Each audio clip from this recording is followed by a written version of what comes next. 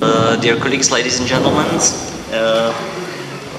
let me start this workshop or seminar called The Future Trajectories of Europe's Eastern Policy Chances and Challenges. My name is David Král. I'm the director of the Policy Planning Department in the Czech Foreign Ministry. We are very happy to host this event, which has been put together by the Institute of International Relations and the Friedrich-Ebert-Stiftung. I must say that it's the first time for me actually in this building, which I know belongs to our ministry, but most of the public events that that are organized in our premises happen up in the Chernin Palace. So it's nice to know that there is this option as well. Before we start with the first panel, I would kindly ask Mr. Reinhard Krumm and Petr Kratochvíl. Reinhard Krumm from the director of the Central and Eastern European Department of the Friedrich-Ebert-Stiftung, and Petr Kratochvíl, the director of the Institute of International Relations, to give us a few remarks about this event. Reinhard, please. Okay, thank you very much. I would like to welcome you all in this very, very beautiful building, the Tuscany building as far as I understand.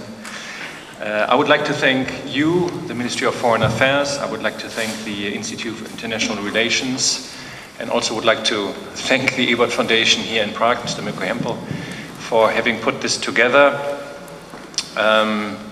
It is an honor to be here, and I assume we'll have a very good discussion.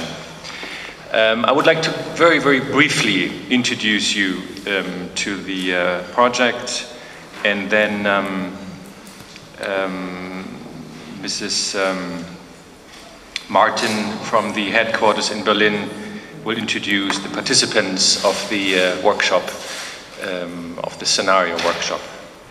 We had the idea in September 13, and I'm pointing this out, so that means it was before the Vilnius summit, and not because we are so smart, but just because we thought it's time to approach a problem which still exists. On the one hand side, a modernization partnership with Russia, which at the time already was kind of crumbling, and on the other side to have a Eastern partnership, and both at the same time seem to be impossible. So what to do? And we decided to have a scenario project because it seems to us this is a way to get different experts from different countries together, countries who are involved in this conflict. And also after the scenario project, the paper, the analysis you have, to go to different countries and discuss it with those countries who are also involved somehow and very much interested in resolving this conflict. So we invited about 20 experts from different countries, political advisors, a group of people who are willing and were willing to come together and have a discussion on 4 scenarios. And please understand, a scenario is not what we think will definitely happen. But we decided to point out scenarios where everybody had to agree upon, scenarios which might happen. The worst case scenario, the best case scenario, and then 2 kind of in the middle of the road. And each and everybody of the people who participated had to agree on all the scenarios. So there's not one scenario, one participant said, no way, it's absolutely impossible.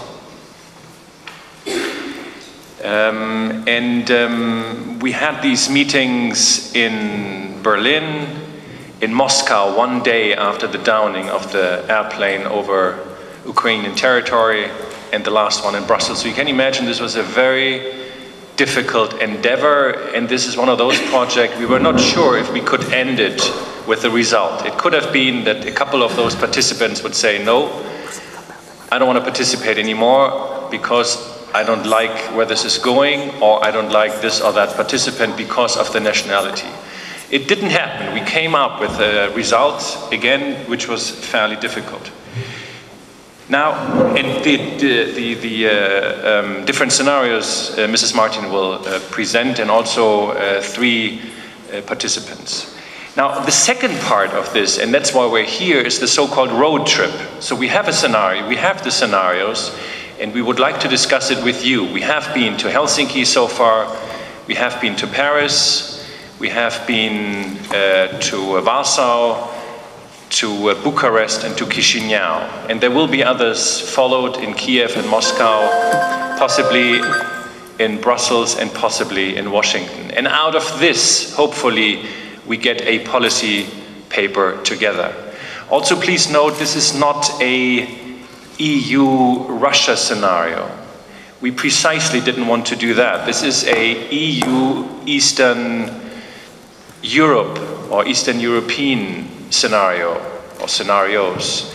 So it's not only Russia, it's also the countries of the Eastern Partnership and clearly the EU with all the still fairly new members of the EU. So this is something where alone discussing this, it's much, much more difficult than we have ever been, as we have ever been seen before. So what's the goal of those scenarios? The goal is basically to identify one or two scenarios which we would like to see in the future and then decide, so what's the path towards this scenario? What do we have to do to get towards this? And much more important, what we don't have to do. And on the other side, which are the scenarios we don't like, we don't want to see, and what do we have to do to avoid those scenarios? And in doing this, we kind of try to open the perspective and the discussion towards the future. Usually if we are in these rounds, and I'm sure you have done many of those, it's about whose fault is it, and pointing fingers, and possibly thinking we should avoid this in the future. But this is different. I think this is more geared towards, so what do we have to do to get towards this or that scenario? And I'm sure within this group, you won't agree which scenario is preferable, but in general, I think there are one or two one could see. If they are realistic, that's a different story. Other participants also said, well, these four scenarios are a time frame. We come from one which is really bad, and we're looking towards the good one, and these are the different steps. Anyway, this will be the result of the discussion. And I'm happy is not the right word, maybe proud that that all the participants together came up with these four scenarios, agreeing on them, even though they're highly controversial, and that we are able to present them to you for a discussion. And the policy paper, which we'll get out of it, I'm sure will then, not presenting again, but sending to you. So your contributions will be part of the whole process. Thank you very much. Thank you very much, Reinhard, and I'll pass the floor for a while to Petr. Thank you. Thank you very much, ladies and gentlemen. On behalf of the Institute of International Relations, welcome here at one of the buildings of the Foreign Ministry. I'm happy that we've met here with such a distinguished speakers, such distinguished audience. I would like to most importantly thank our long-term partner, Friedrich-Ebert-Stiftung here in Prague, but also the whole network. And I really want to congratulate them on the publication, because this is one of the, also in terms of the graphic layout, one of the best publications I've seen in a long time. I've been always concerned about the growing gap between the academic jargon on the one hand and the real political concerns on the other. And I think you've managed to bridge the gap between those two areas quite successfully. I also think that it is very wise to look at future instead of looking at the past. And why I'm saying that, I myself was involved in a big project funded by Friedrich-Ebert Foundation. The title of the publication in the end was Russia and the East Central European Countries, A Fresh Start, with the subtitle A Fundamentally Transformed Partnership. The project started in 2008, if I'm not mistaken, but the final publication was out in 2015. And you can imagine that in the meantime, the partnership was transformed again, unfortunately. So by that time, many of those things, which I think were really interesting and very important, were out of date. So focusing on the future scenarios, I think, is a very good way to go forward. And I also remember from that project how difficult it is to arrive at a consensus, especially when we have people from different political backgrounds, people from different countries. But I do realize, and perhaps we'll come back to that in the discussion, that when we try to find a consensus, that is always a tricky business, because that means that the borders of the possible, or what we can imagine, grow smaller and smaller, because we have to find something that is acceptable for everyone. So in the end, where we might arrive at is scenarios that perhaps do not include those things that we fear most, because these are considered as something that is not imaginable. And I remember during our discussions before how a war in eastern Ukraine seemed unimaginable for both us and our friends in Russia. So again, I do appreciate your approach. I think it is to some extent controversial, which is a good thing, especially for a conference like this, because I'm sure it will open up some debate, and I'm really looking forward to our presentations as well as the discussion. Thank you. Thank you very much, Petr. And on behalf of the strategic department of the foreign ministry, I must say that unlike, let's say, our colleagues from the operational departments, we actually do have the luxury to look into scenarios sometimes, you know, and to perhaps think a bit further, you know, than beyond, you know, the next Foreign Affairs Council or something like that. So, I can also affirm that, for instance, with the Institute of International Relations has been working for us, you know, the scenarios of the development of, let's say, the global security environment. So, I definitely I can confirm that also as a foreign minister we do appreciate this approach, and I think that's you know, your project fits very neatly into some of the things that we are also looking into. Well, now I suggest we move directly to the first panel, when we will actually have the presentation of the 4 scenarios that have been identified and described in this project. But first of all, I would like to pass the floor to Beate to give us an introduction to the panel. Well, I'm very happy to be here with you today, and thank you very much for the introduction so far. I'm also very happy that we can sit here with at least 3 of the authors of these colleagues which have been working on this exercise. As it was mentioned before, we had selected a group of 20 experts from various countries, from England to Uzbekistan, also from the European Union. There was somebody, unfortunately we didn't have any representation from the United States, but well, you have to stop somewhere and make it practical, pragmatical. And we had a 4th expert until this morning, but unfortunately Irenusz Bill, who is still mentioned here from Poland, had to cancel his trip due to health reasons. So this is particularly unfortunate, but we will be able to manage and still be in the position to present all the 4 scenarios, even if there are only 3 experts here with us. So that should be possible. Many things have been already mentioned about the scenario method as such, and I'm also extremely happy that this booklet finally has come out. I have been there in this working team. We were 3 persons, and actually there's Felix Head, the main coordinator, unfortunately can't be here today, but I'm here for him then. We were trying to see how to tackle this issue of how to come up with a new EU Eastern neighbourhood policy. So it's impossible to forecast the future, we had said that, but how to deal actually with the unpredictability of the future. What can you do? So scenarios, drafting up scenarios is one of the possible ways. Of course, there are no forecasts, but they can give an idea about the current trends. And since there is a long-term perspective until 2030, it should help to be a bit more courageous, to think out of the box, and to come up with some thought-provoking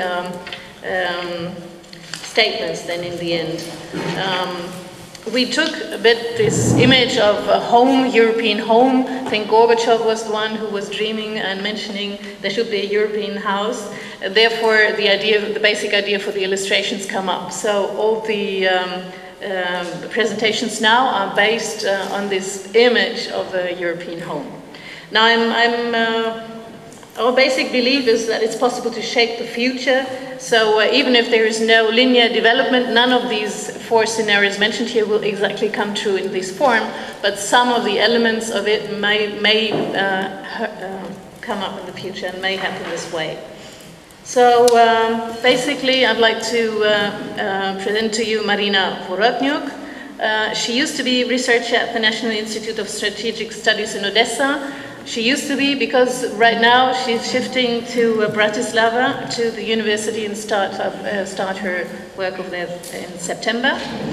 She has already been participating in earlier workshops of this kind of roadshow. Henrik Hallgren is chairman of the Eurasia Forum in Stockholm, and he will have the difficult task. He has agreed to present even 2 scenarios. And he has also been participating in earlier workshops. And then there's Olga Shishkina, a lecturer in the International Relations and Foreign Policy of Russia Department at Moscow State International Institute of International Relations. And I'm happy she's here as a representative of Russia to give that perspective too. Thank you very much. Thanks, Beate. And I think without further ado, I'll suggest we move to the scenarios. As you can see, we have 2 ladies, 1 gentleman here. The gentleman will be slightly privileged because he will have more time to present, even though Beate gave the justification. Henrik is actually going to present 2 scenarios. But I would kindly like to ask the speakers to try to keep the presentation rather short, optimum 5 minutes, but we can be more flexible, but just to allow enough space for discussion and Q&A session afterwards. So I suggest we start with Maryna, please. The floor is yours. Yeah.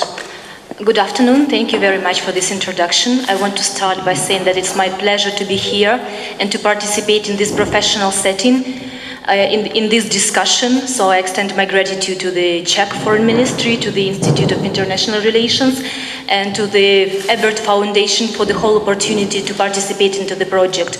It was a very inspiring experience, and we crafted 4 scenarios, and now I'm going to speak on the first of it. And as you can see from the title of this scenario, this is the scenario of so-called shared home. It's one of the better scenarios, or the better kinds of future, compared especially to the other ones like divided home or broken home. So the short outline, how it looks like, the state of relations between Russia, the EU and Eastern Partnership in 2030. First, you can see that there is a stagnation, and as of now, because of the crisis in Ukraine, because of the sanctions imposed and the countermeasures of the Russian government, so basically till mid-2020s there is a stagnation. And later, what makes the biggest change towards so this is like the economic pragmatism which prevails in mindsets and relations between the parties, and so there happens certain very serious important changes in Russia. So this domestic factor is very important for this scenario to materialize. Actually, as for the other scenarios, you will see it further. And the EU is willing to, at that point of time in mid-20s, after this change, they are willing to re-engage Russia. And as a culmination, the team working on that scenario was quite brave to say that as a culmination of the scenario of this shared home, there might be the establishment of free trade agreement between the EU and Russia, also involving the Eastern Partnership states. So as I said, why this shift was made possible in dozens of years? So because of this domestic change in Russia first, because before that, of course, we see that the core conflict is that Russia sees and conducts its very assertive policies in its near abroad, which cannot be accepted by the certain countries in the Eastern Partnership and Ukraine especially, and the EU thinks that it's unjust really to reinstate this Russian sphere of influence here in the common neighborhood, and that basically leads to the state of when Russia suffers very dramatically in economic terms because of the sanctions, because of the unsuccessful modernization programs, because of the decrease of gas income, of capital flight, of rising military spending. So all these factors contributed to the intensified problems. And so there is some domestic pressure. And according to this scenario, in 2024, Putin departs and the new government, let's say, the change doesn't happen overnight. It's not a fast one, but it's a gradual one, and it brings some tangible, let's say, reassessment on part of Russian Russian authorities as well as the EU side. So it leads to lowering trade barriers, some discussions on visa liberalization between the parties, and so this breakthrough as a trade agreement. Let us look now to the Eastern Partnership countries. What happens there basically? So, of course, it's not a homogeneous group, and that's why when we made our scenarios, trust me, it was a very harsh and heated debate, because we understood that every single factor, domestic factor within the country, as Mr. Krumm said, that the whole scenario was planned even before the crisis in Ukraine. So we see that with every new spiral of violence going on and conflict going on in Ukraine, so of course that is another additional factor that might make some of the scenarios less plausible or more plausible, and it makes this very scenario a bit less or much less plausible. So how the Eastern Partnership looks in 2030 according to this scenario? Armenia and Belarus integrated into the Eurasian Union. Azerbaijan keeps its equidistance both from the Eurasian Union and European Union, and Georgia, Moldova, and Ukraine. So there are certain benefits taken from the DCFTA, and in the shape of increased economic ties with the EU, and but basically, as far as I see, the whole scenario is built on the premise that some serious shift in assessment of the situation and domestic shift has to happen in Russia first, and when the EU presence in the region has not to be securitized, or it has to be desecuritized, and not viewed so suspiciously probably, and this scenario becomes most plausible when ideology and nationalism do not play such a decisive role in this common neighborhood. That was in short, and please address your questions. I will be glad to answer in Q&A. Thanks very much, Maryna, for sketching out one of the, let's say, more optimistic or one of the optimistic scenarios or positive scenarios for the common neighborhood. Now I'll give the floor to Henrik, who I guess will draft one of the more positive, but also one of the gloomier scenarios identified. So, thank you very much. And again, thanks. It feels very good to be here in these beautiful premises. And it's also very interesting for us as the scenario team to get the input from various countries within the European Union on these developments in this turn. We are very interested in looking at the Czech and hearing more about the Czech perspective on things. I should say that I'm of course not representing Sweden in any way during this scenario presentation, but if the discussion afterwards should steer in that direction, then I would have to struggle to represent also the Polish perspective, so I think we might try to resolve that together. The two scenarios, the first one, common home, and the second one, the broken home, are in a way, if you look at them superficially, they are opposite poles, if you will, in terms of development. The common home scenario is basically results in an environment where you have a cooperation, economic cooperation increased between the EU, the Eastern Partnership countries, and Russia in 2030. But not only that, you have cooperation on common interests, that is also security interests, perhaps driven by global challenges, but also kind of value convergence, if you will, which makes this scenario perhaps a little bit different from the other ones. The assumption is very much hinging on changes, quite substantial changes within Russia. So the scenario is very much focused on this, and in this sense it is also a little bit different from the other scenarios.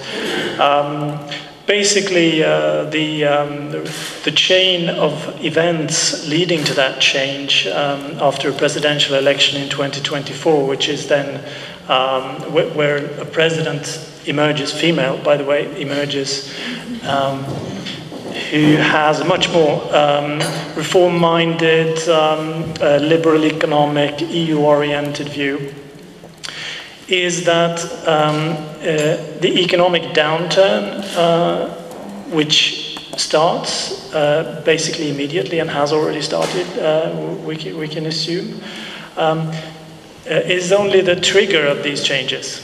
And then something which also makes this scenario different is that the popular discontent plays an important role, in the sense that they in turn trigger political change.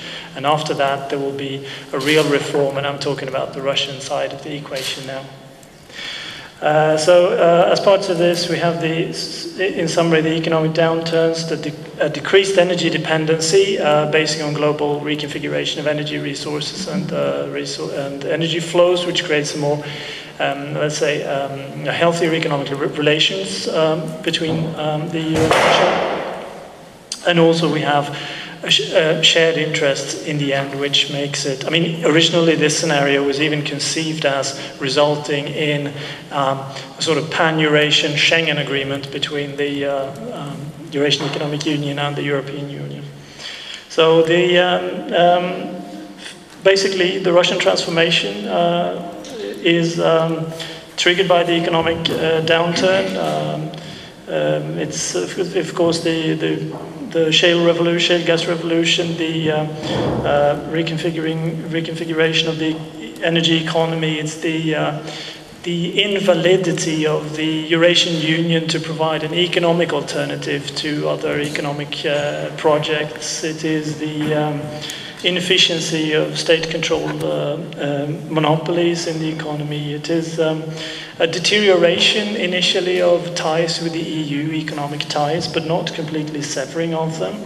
It's also global factors that play into this decline. China is gradually controlling more and more of the Russian-Chinese economic relations. TTIP comes into force, the transatlantic trade agreement, which makes the EU and the United States more united.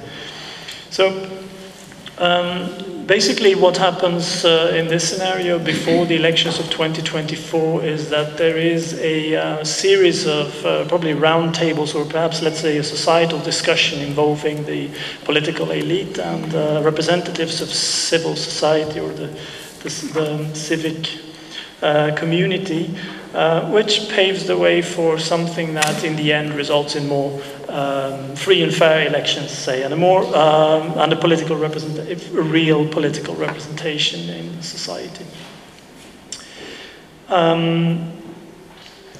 The Eastern Partnership countries are, in a way, hidden actors in this scenario. It's not really stated very much about them. The Eastern Partnership countries who are now more closely tied and have association agreements will eventually integrate into the EU, and will even serve as a pattern for how you can handle economic relations between the European Union and other countries, which is then helpful for the EU-Russia trade agreements. So that is the basic the common home scenario. Then I turn the page here and see what we have. The broken home scenario. It basically assumes that there will be a degree of continued conflict on the European continent all the way up to 2030. Like Reinhard said, we formulated these scenarios just when the war in Ukraine intensified, which made it very difficult. We had to be very humble about predicting actually what could happen. I mean, also this is the problem of time scales. If you look at if you're looking at a large-scale war, for example, this would probably take place possibly in a much shorter time than we were looking at here. So we're assuming that there is a possibility of low-intensity fighting going on during this time, but there is in particular an arms race going on between basically the transatlantic countries and the Russia-led bloc. The economic interdependence decreases, it doesn't collapse, and there is also, for the 6 countries in the shared neighbourhood, Eastern Partnership versus Near Abroad, then there is they become the objects of competition, and also a kind of source of instability in the European security environment. So basically what happens is that the positions taken, I think we can say more or less now, by the official EU and Russia leadership, these views are consolidated. The sanctions continue to be in place, sanctions and counter-sanctions. Arms might be delivered from the West to Ukraine. NATO will strengthen its positions in Central and Eastern Europe, and at the same time this diverging narrative about who is to blame and is constantly evolving and being cemented during this time. The economy, this scenario assumes for this arms race, for this arms race to even be possible, that the economy on both sides somehow is sustained, after all, at least. And that in turn requires that the Russian economy is diversified in terms of energy exports to mainly to the East Asian countries. It also assumes that the selective authoritarian modernization, should we call it, succeeds partly. It assumes, and that is a very wild assumption in these days, that the EU overcomes its internal economic crises. We can get back on Friday and see how things stand with that. But it also means that the EU is diversifying its energy supply, and through new technologies also new energy resources. So it's able to strengthen its common security policy basically as well. Also, of course, the sanctions in place, they will work against establishing new dependencies, especially economic dependencies. So that will kind of enforce this scenario.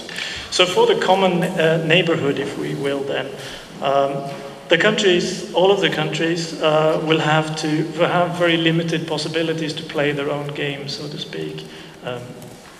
I shouldn't say play their own game. I mean, follow their national interest is actually what we're talking about here, right?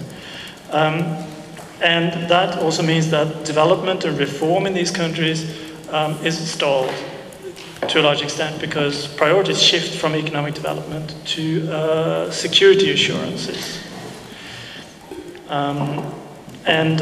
Basically all what up until recently was often referred to as frozen conflicts remain unresolved. And globally it means that somehow the whole European continent is driven into it means that the rest of the world benefits, so to speak, especially perhaps the East Asian economies, at the price of both the Russian economy, the EU, and especially the Eastern Partnership countries. Thank you. Thank you very much, Henrik, especially actually to both of you for keeping to the time limit. And now, last but not least, Olga, who is going to present the divided home scenario, the last of the 4. Olga, the floor is yours. Thank you very much. And I'd like, first of all, to thank the organizers for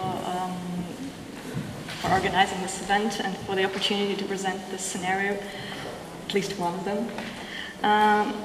One of the scenarios. The scenario I'm going to present is called Divided Home. And in general, the state of relations could be characterized by the fact that there's some sort of cold peace between all the participants. So it is probably the closest we have to what is going on right now, to the developments that are happening nowadays. And when I'm speaking of the participants, again, we thought of the three major parts. So that would be the European Union, the countries of Eastern Neighbourhood, and Russia. So in general, there would be some sort of limited development by 2030 for all participants. There would be some limited development in Russia, in the EU, and in the Eastern Partnership countries. There still would prevail some trade cooperation. Trade links will stay, and there would be an opportunity for Russia, EU, and the Eastern Partnership countries to cooperate.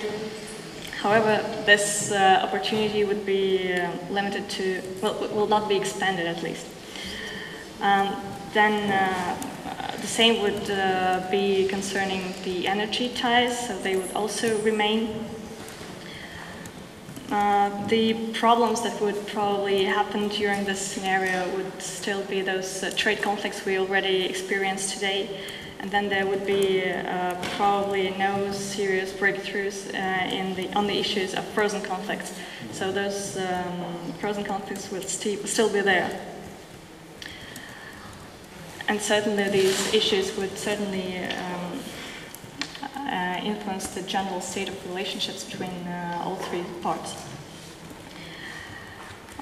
If we look more closely at what is going to happen to the European Union, then that would mean that the European Union would be more or less sidelined from the global politics due to some internal issues, to internal problems that are still would still be pretty burning for the European Union.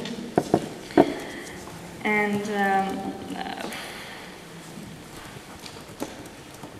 that would also mean that regarding the Eastern Partnership countries, the European Union would not be able to concentrate on Eastern policies.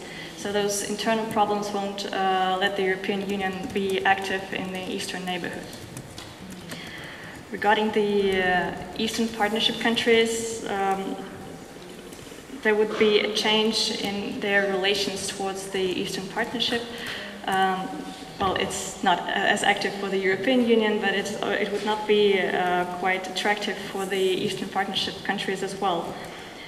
It would lose its attractiveness, and there won't be serious changes in any of the countries. The most of the transitions could happen in Georgia, Moldova, and Ukraine. They would even try to they would manage to gain some positive reaction and some positive developments regarding the trade agreements. But that would happen not before 2019. That's just the date we've put. Then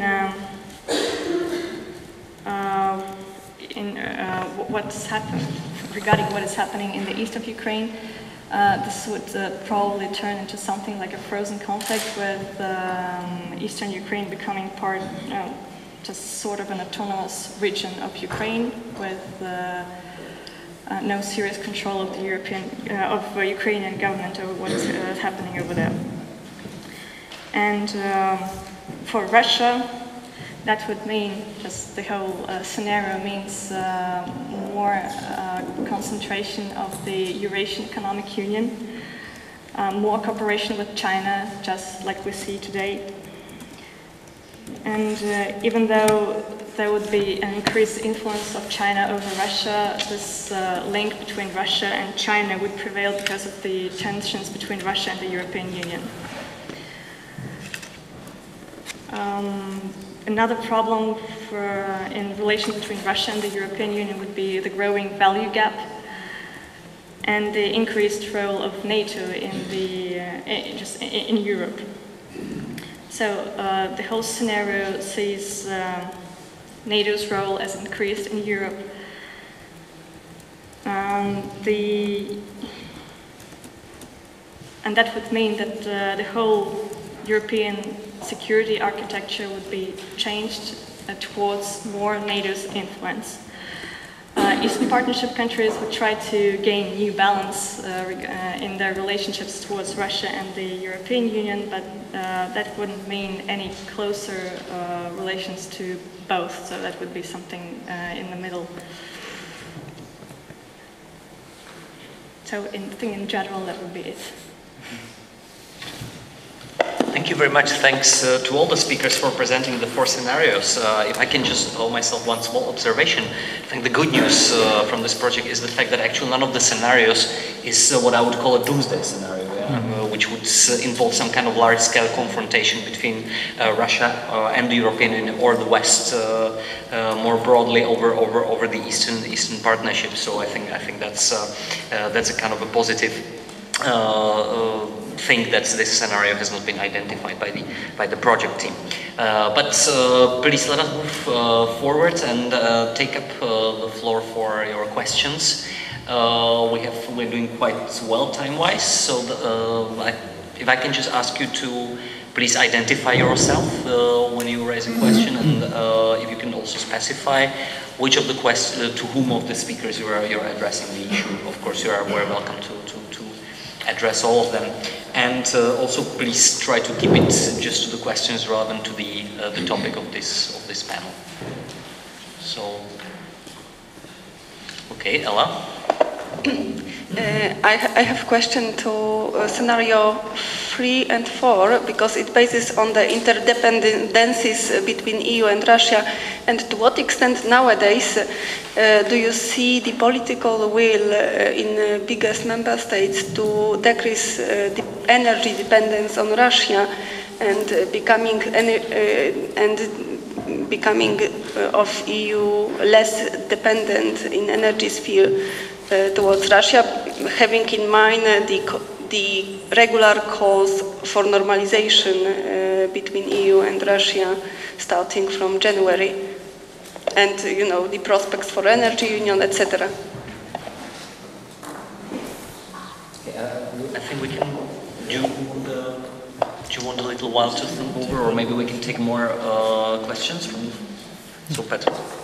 Well, my question is very simple and it's related to what you mentioned, and that is, if you look at the scenarios our institute produces, so if you look at other institutes all over Europe, there certainly always is the bleak scenario of not a direct outright attack, but destabilization of a Baltic country, for instance, the Russian minority there, problems, separatist tendencies, discussion about that, what consequences that has for the partnership.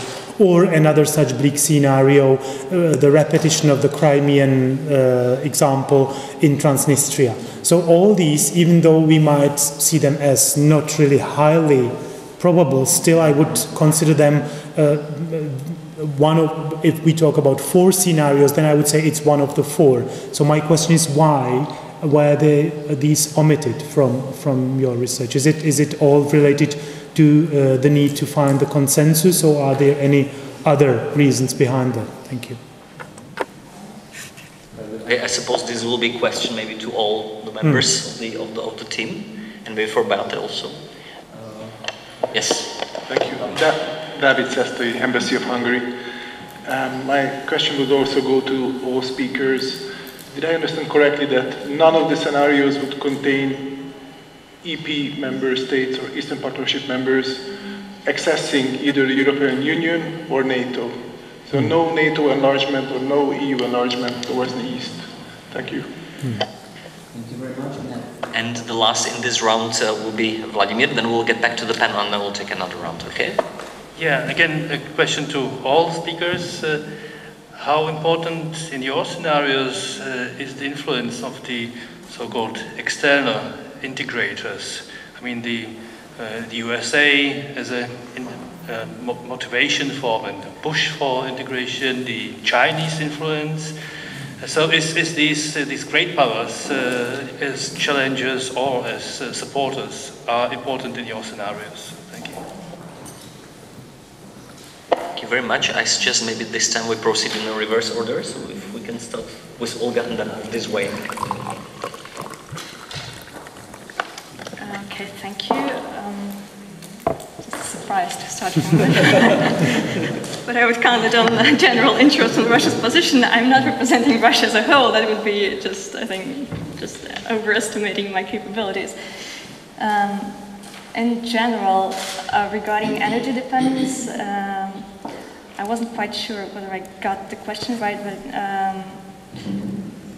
in our scenarios we had those energy ties, and they, in most cases, they stayed under probably all 4 scenarios. There were a couple of scenarios where there was much attention drawn to the fact of shale gas extraction and the new energy sources, which would mean that then there would be probably more developments in Russia leading to general transformation because of the economic problems. Russia is also dependent on energy, which is on the other side of the pipeline. So Russia is also dependent. So that's what is usually forgotten, I think. Then we had those minority issues discussed, but this wasn't. Well, maybe we were trying to find some general decision on what the scenario could look like.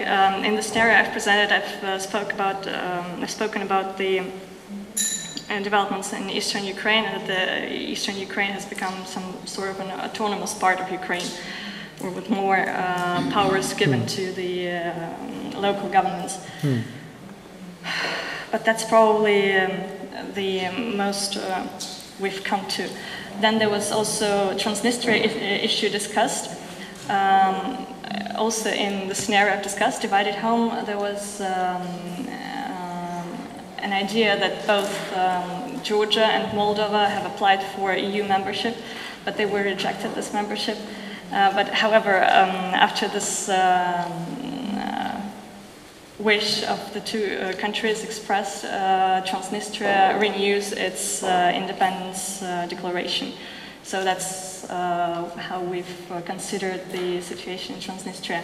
And it wasn't that acute at that moment. Well, we had it somewhere probably behind the front lines with the Transnistria issue. It is certainly important, but it wasn't as important as it is right now with those blockade introduced. And then,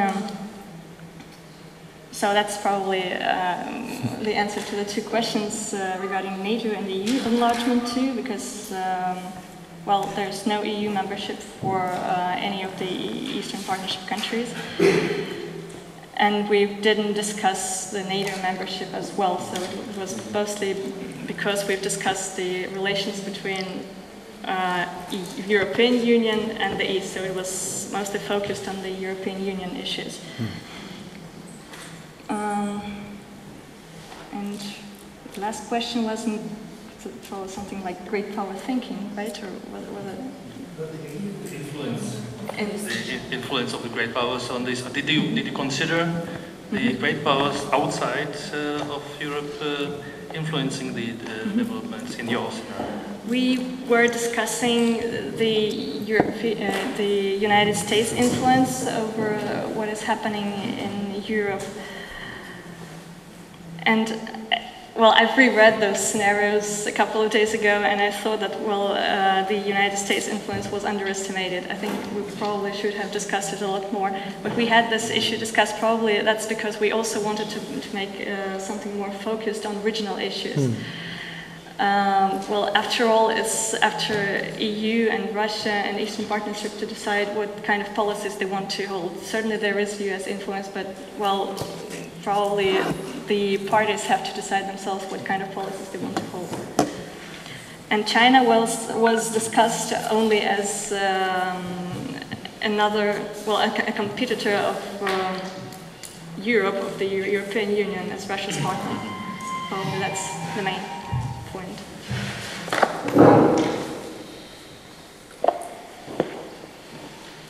Okay, thank you. It's very interesting and valid questions, of course. And yeah, maybe just comment on the last one and China, the US and China. We had initially a whole scenario that we later on discarded that was focused on actually global influences and in particular the US influence. We didn't see, however, how we would sort of deduct detailed enough scenarios to be able to base it only on that. But that we concluded that that would be one of the factors that played into the great equation rather. But that said, it may well be that we have, for example, underestimated China's influence in the European economic and security architecture. It can, for example, be that I mean, for example, now since a couple of years, China is introducing a Silk Road or One Belt, One Road concept, which is supposed to span the Eurasian continent. And that is an economic, ostensibly an economic initiative, which is based on bilateral agreements between China and all the countries along this Silk Road. But it has, it might have regional consequences. I mean, saying that the Shanghai Cooperation Organization between Russia and China and the Central Asian states, for example, hasn't been very effective. No, that's true, but we shouldn't perhaps base our assumptions from China on that, because these more practical things can also be very interesting. And now I continue to speculate just for myself, but it could be that up until 2030, this kind of Chinese economically based, bilaterally based strategy, what if that changes? What if there is a policy shift driven from Beijing to make that into a more political or security driven thing? Then we have a big change in our scenarios, possibly.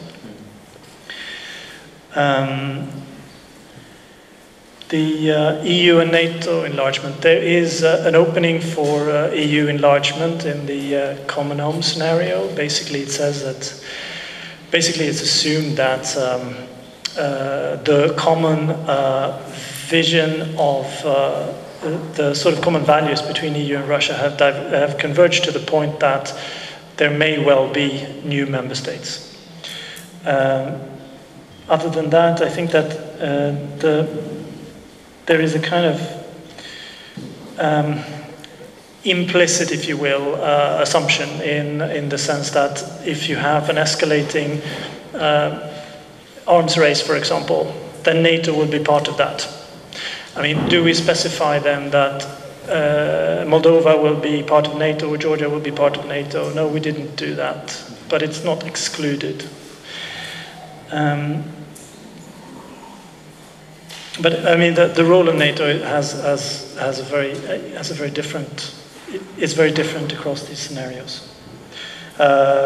I think the question about the energy dependency was about, is there a will among the larger powers within the EU to actually decrease energy dependency on Russia, right? Now, that's very hard to say. And that is also, I mean, at least for me, because I think that if you look at how things have happened so far, if you look at the sanctions regime from the EU, which was actually forced through by the major countries in the EU, mainly Germany, that required something to happen on the ground, right? So it was an event that we didn't foresee that suddenly consolidated a willingness to actually change things. Now, of course, you can see it in other ways. Germany is also building a kind of a kitchen door, if you will. I mean, trying to find alternative energy resources and things like this and lead that revolution. So, of course, there is a willingness. Now, if it will actually happen or not, I think it depends very much on if there will be an escalation. If there won't be any escalation, Ukraine stays the way it is, then the status quo is probably preferred, considering the economic troubles that the EU has at the moment. But what else did we have? There was something about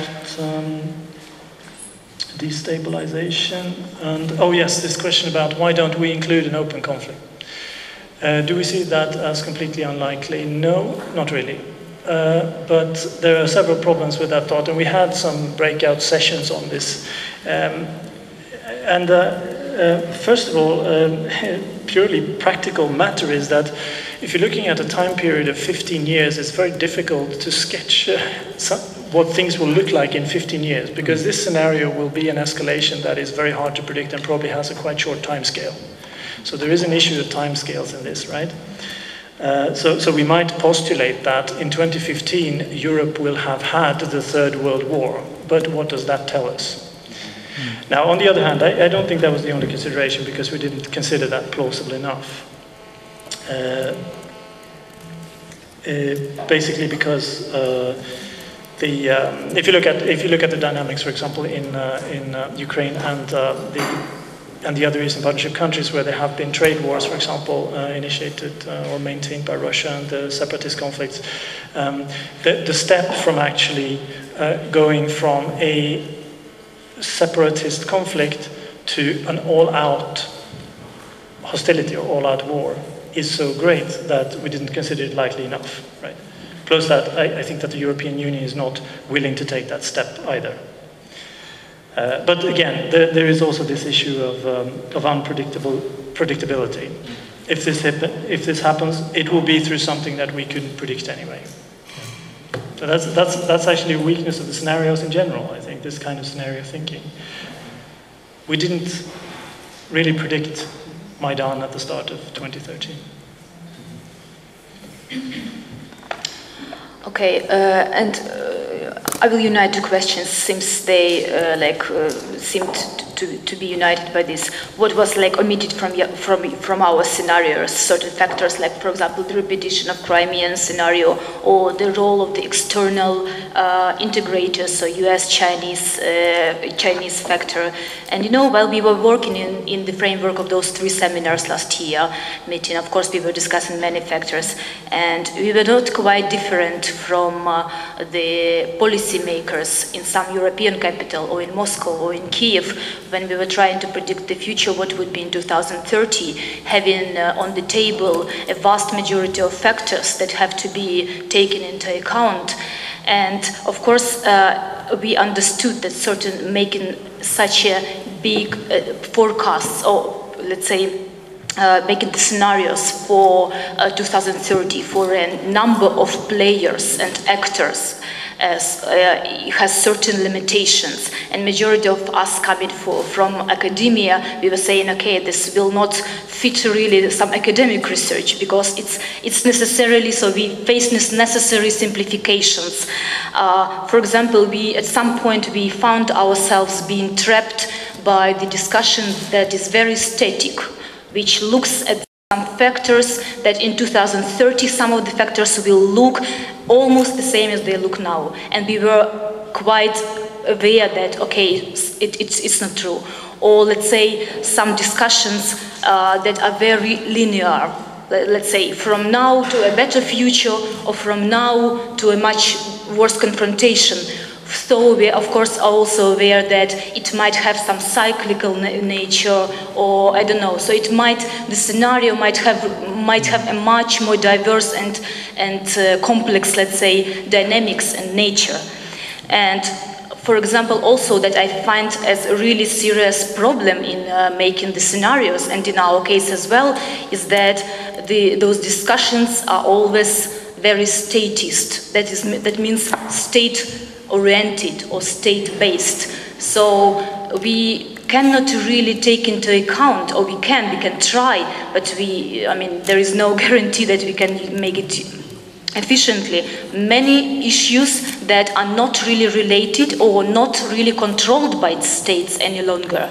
So some transnational threats, let's say, or certain civil movements, or I don't know, certain human security issues that might have a much vast repercussions for the state, for the national security. Also, of course, when we were discussing, we found ourselves in discussion that limits this geographical region, like a bit not neglecting, let's say, but a little bit living in the shadow other global players or institutions like China, US. So we discussed that, but we left it behind, brackets. So of course, because we understood that in this case we would discuss everything in this world, when we do this intellectual exercise based on two bilateral relations, it would be also difficult, but a bit like not as difficult as this exercise. So of course, I guess in case if the team would collect now and try to do something, there might be totally different scenarios, and even not 4 but 8 and more. So this is I mean, that means only that we have a very complex present and very unpredictable future that can make very exciting turns. And about the very nice question about the energy dependence on Russia, actually this also was always in the discussions, and because whenever we were talking about economic interdependence, this energy factor was one of the key ones. And even in our methodology, energy factor was one of the key driving factors that defined the state of the relationships between EU, Russia, or Russia and some Eastern Partnership countries, let's say. So what I see is that certain steps are made, and here from the EU probably from Czech Republic, you know it better than me from Ukraine, you know, but I mean, I see certain advancements in this, like European Energy Communion, Energy Union, and certain attempts to diversify supplies of hydrocarbons. On the other hand, I see that, for example, okay, let's get the Caspian gas from Azerbaijan through TANAP, Trans-Anatolian pipeline. Then we hear that no, it will be Turkish stream coming on the stage. So basically, and I guess it's not the problem of separate country, it's the problem of all the neighborhood, that basically when we talk about that we are dependent on Russian gas, that we increase this dependence. And unfortunately I see this, that no much steps are taken in case of Ukraine as well to really secure this energy efficiency also, but also energy independence. Yes, I guess it was main issues. Thank you. Okay, we can take maybe very briefly. There's one from Beate, one from Martin. Okay, we'll stop here. Turn microphone. Sorry. Okay, so 1, 2, 3 questions. If I can just ask you to keep it very brief so that we don't get deprived of the coffee that we surely deserve. Thank you.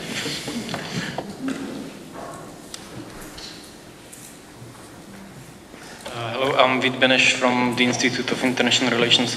I will have one general comment and one concrete comment.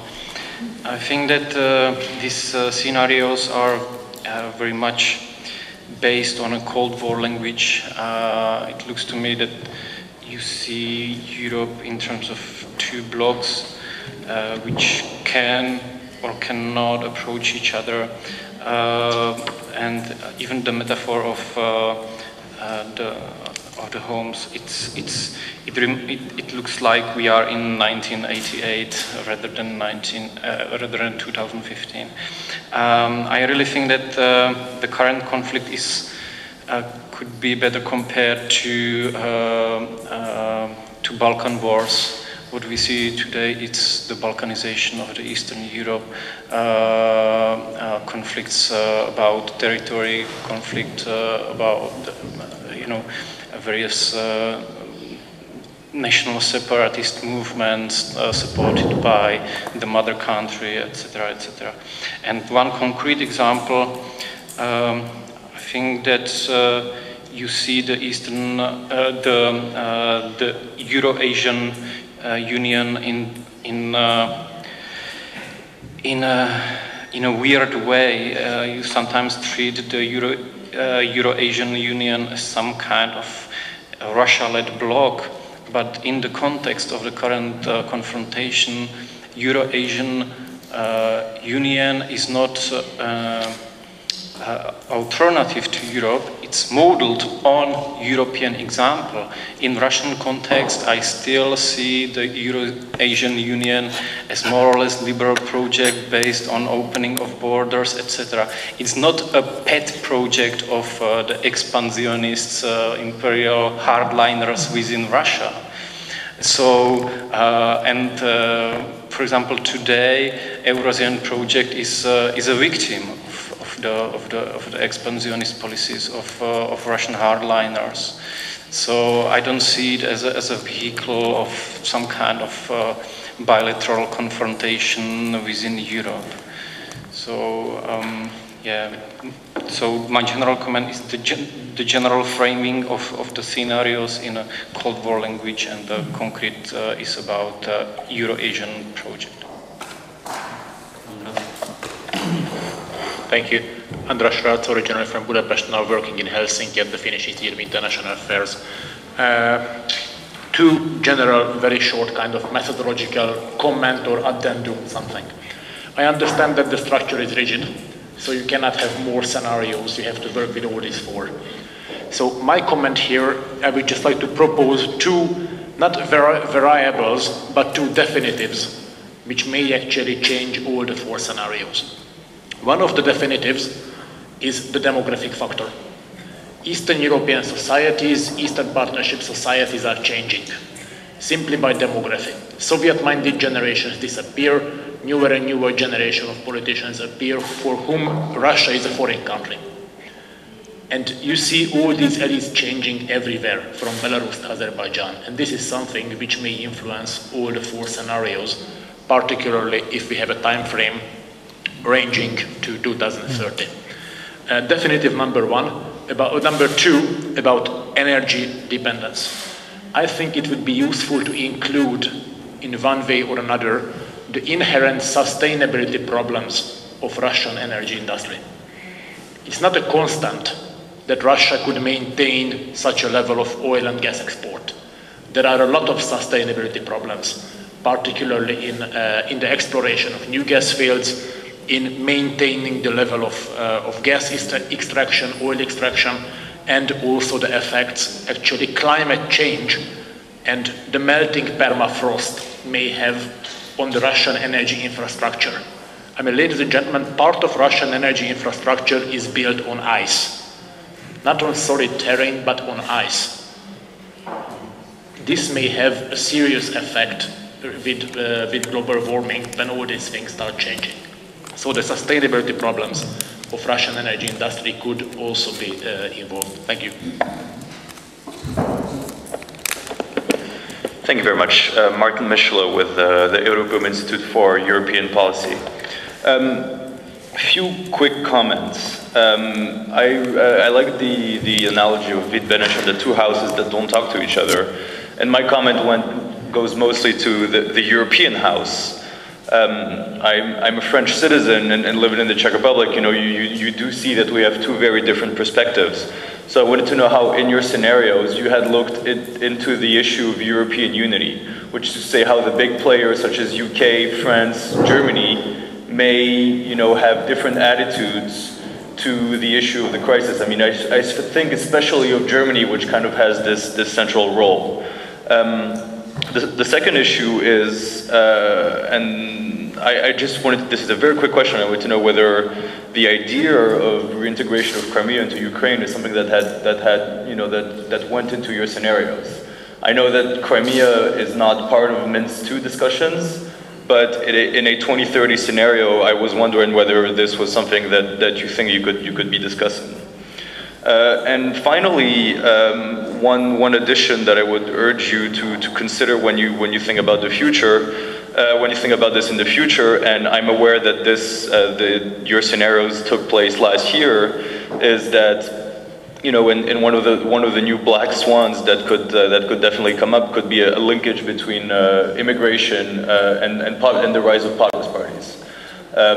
Because when you look at the populist parties that are on the rise in Europe, there is a increased rhetoric about the dangers of immigration, and especially there is in a way, you know, they are kind of letting the confusion be installed about the dangers of increased immigration and also the dangers of homegrown radicalization, which in a way is very, very dangerous and kind of pits populations against each other, but also contributes to pitting the houses against each other. So I wanted to know if this is something you planned on thinking about in the future. Thank you very much.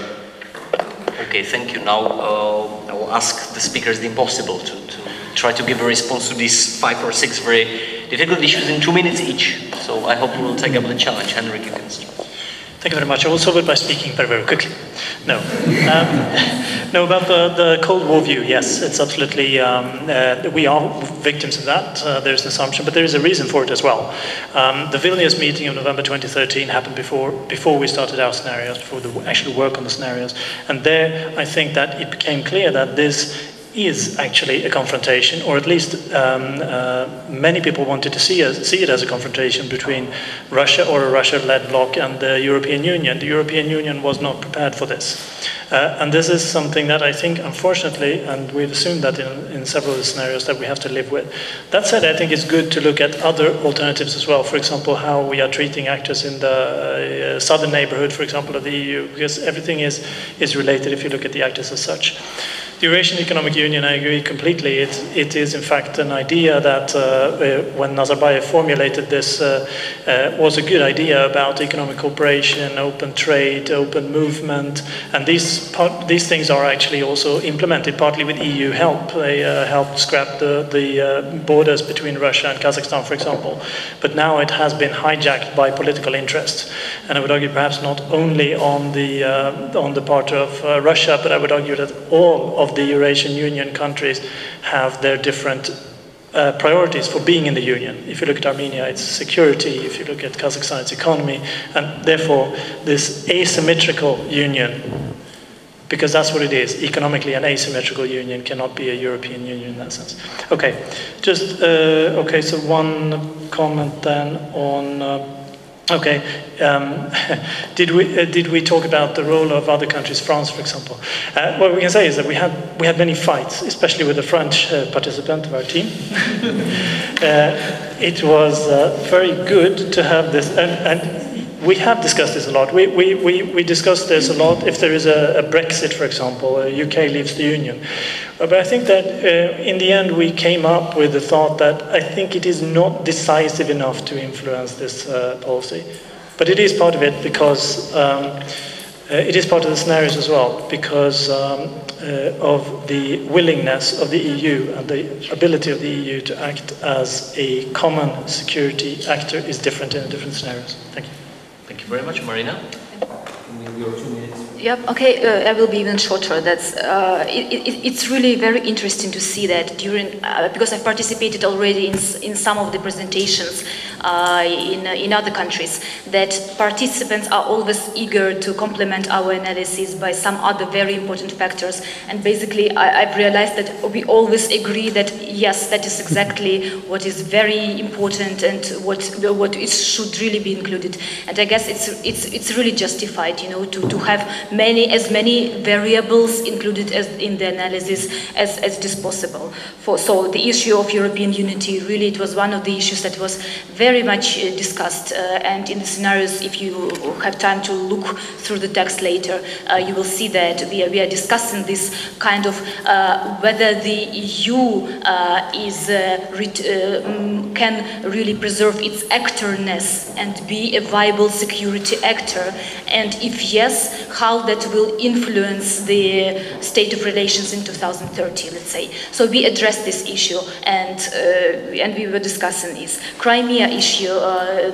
This was asked. It looks like now, when I've thought about it, that none of the scenarios actually promises a bright future in resolution of this issue.